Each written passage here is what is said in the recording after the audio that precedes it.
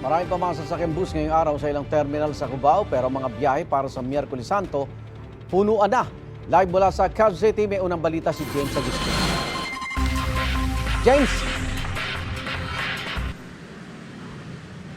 Igan, good morning. Hindi pa naman siksikan pero tuloy-tuloy yung dating ng mga pasahero na pauwi sa kanilang mga probinsya ngayong Semana Santa. Dito sa mga bus terminal po yan dito sa Cubao sa Quezon City.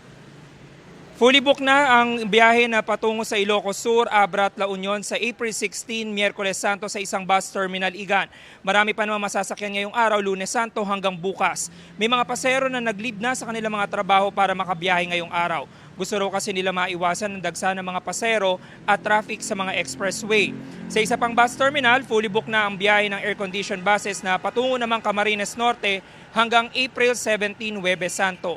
May ilang biyahe pa naman na hindi fully booked pa Camarines Sur at Albay. Ang ibang pasahero ilang oras na naghihintay na masasakyan.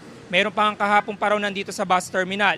Pagsisiguro ng pamunuan ng bus company, makakasakay naman ng mga chance passenger pero sa mga ordinary non-air-conditioned buses na. Yun nga lang matyaga talaga sa haba ng pila ng mga pasahero. Sa Madalaigan, ito nakikita nyo, ito yung mga chance passenger na patungo sa area ng Bicol Region.